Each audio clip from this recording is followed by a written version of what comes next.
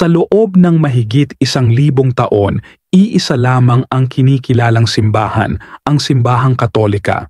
Ngunit dumating ang panahong may nagtuligsa, nagtanong at bumangga sa tradisyon. Mula sa isang pananampalataya, lumitaw ang libu-libong denominasyon. Tanong ng marami, alin ang tunay na simbahan ni Kristo?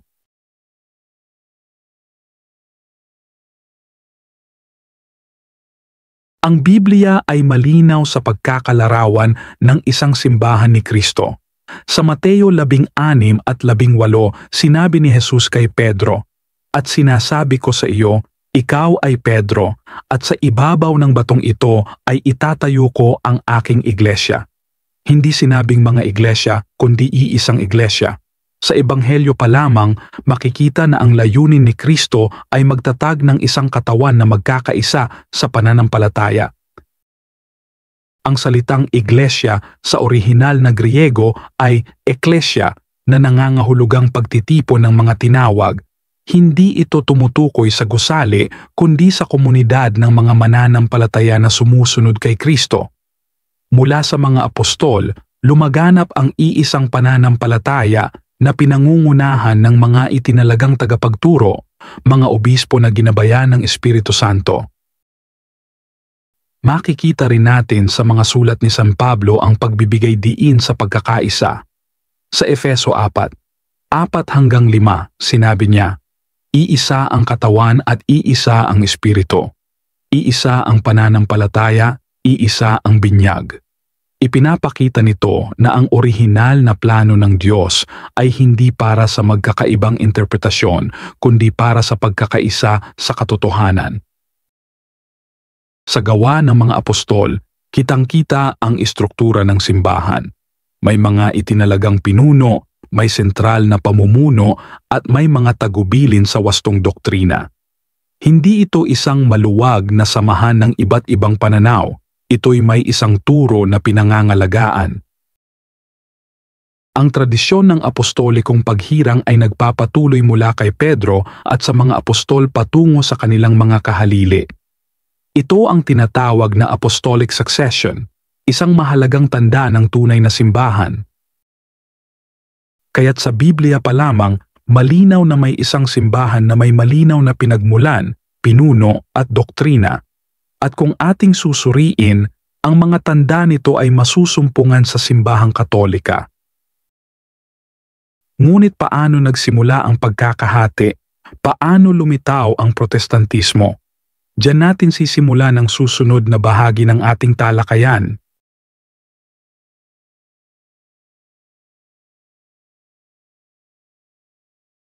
Noong ika-16 na siglo, isang paring Aleman na si Martin Luther ang naghayag ng kanyang mga pagtutol sa ilang gawi ng Simbahang Katolika. Inilathala niya ang kanyang 75 thesis na nagtuligsa sa mga isyong tulad ng indulhensya, isang sistema ng kapatawaran na nauwi sa maling paggamit. Hindi layunin ni Luther na lumikha ng bagong simbahan. Sa simula, nais lamang niyang magsimula ng dialogo upang baguhin ang ilang maling gawi.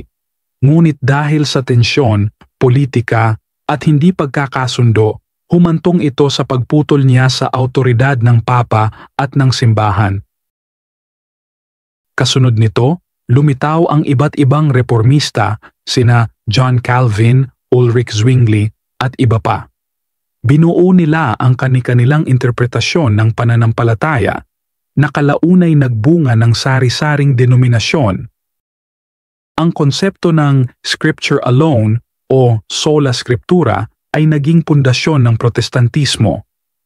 Ang ibig sabihin nito, ang Biblia lamang ang tanging batayan ng pananampalataya at hindi dapat pantayan ng tradisyon o awtoridad ng simbahan. Ngunit ang problemang lumitaw ay ang iba't ibang interpretasyon ng Biblia. Mula sa iisang protestang layunin, dumami ang denominasyon, umabot sa 1,000 sa kasalukuyan. Bawat isa ay may sariling pananaw kung ano ang tama. Ito ang naging hamon sa prinsipyo ng pagkakaisa.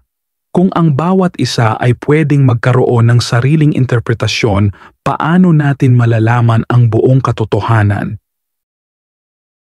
Gayunpaman, hindi natin maaaring ipagkaila ang kontribusyon ng Protestantismo sa pagbibigay diin sa personal na pagbabasa ng Biblia at pananampalataya. Ngunit sa kabila nito, nananatiling bukas ang tanong, ito ba talaga ang simbahang itinatag ni Kristo? Ngayon, suriin natin ang mga palatandaan ng tunay na simbahan ayon sa kasulatan at tradisyon.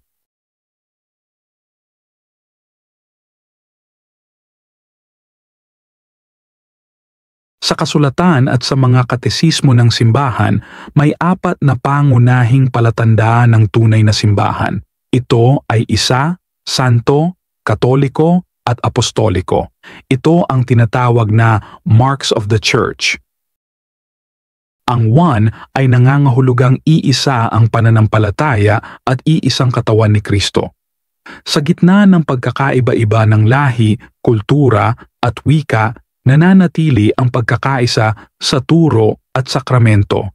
Ito'y malinaw na isinasabuhay ng simbahang Katolika sa buong mundo.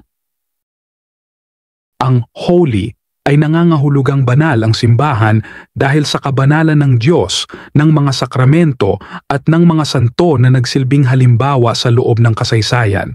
Bagamat makasalanan ang mga miyembro, ang biyaya ng Diyos ang nagpapabanal dito. Ang Catholic ay hindi nangangahulugang Roman Katoliko lamang. Ang ibig sabihin nito ay universal, na ang simbahan ay para sa lahat ng panahon, sa lahat ng lahi. Ito ang layunin ni Kristo, ang ipalaganap ang mabuting balita hanggang sa dulo ng mundo.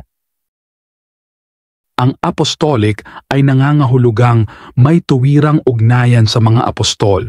Sa simbahang Katolika, may tinatawag na apostolic succession kung saan ang bawat obispo ay kahalili ng mga apostol at ang papa ay kahalili ni San Pedro. Kapag ito ang ating gagamiting pamantayan, ang simbahang Katolika ang may pinakakumpletong pagtupad sa 4 na tanda. Ito ang simbahang may malinaw na pinagmulan mula sa panahon ni Kristo. Hindi nangangahulugang walang katotohanan ang ibang denominasyon. Ngunit ang buong kabuuan, ang kabuuan ng sakramento, doktrina at awtoridad ay natatagpuan sa loob ng simbahang Katolika. Ngayon, pag-usapan natin kung paano natin dapat tingnan ang pagkakahiwalay ng mga simbahan sa liwanag ng pananampalataya at pagkakaisa.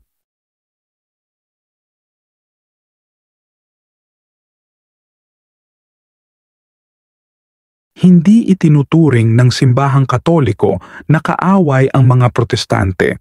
Sa halip, itinuturing silang mga kapatid sa pananampalataya bagamat may pagkakahiwalay. Tinatawag silang separated brethren na inaanyayahang muling bumalik sa ganap na pakikiisa.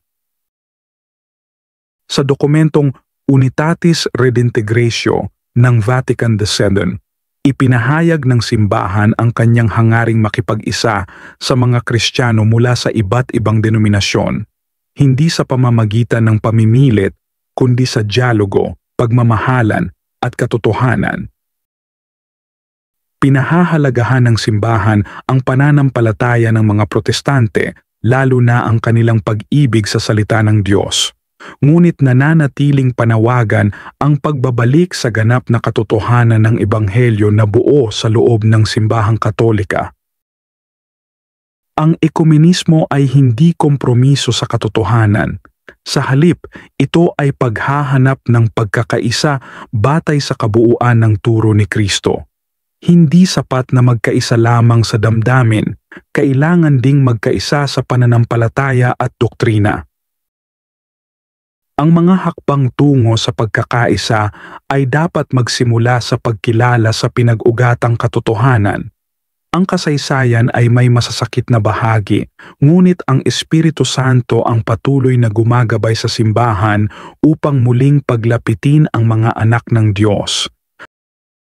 Ang simbahan ay bukas sa dialogo, at patuloy na nananalangin para sa pagkakaisa ng lahat ng Kristiyano.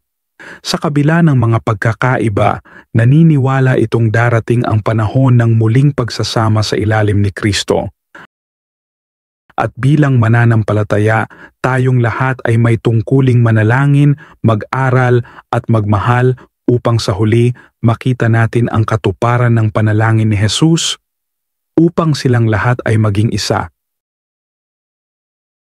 Ang pagkakahati ng simbahan ay isang malalim na sugat sa katawan ni Kristo. Ngunit sa kabila nito, may pag-asa sa muling pagkakaisa. Hindi natin kayang ibalik ito sa sariling lakas. Ngunit sa biyaya ng Diyos, posible ang pagkakabuklod. Naway magdulot ang video na ito ng mas malalim na pag-unawa, hindi upang makipagtalo, kundi upang hanapin ang katotohanan ng may kababaang loob. Sa huli, iisa lamang ang simbahan ni Kristo, at tinatawagan tayong lahat na hanapin ito at pakikiisahan ng buong puso. Kung napagpala ka ng kaalaman sa video na ito, huwag kalimutang i-like, i-share at mag-subscribe sa ating channel. Sama-sama nating hanapin ang katotohanan sa liwanag ng pananampalataya at pag-ibig ni Kristo.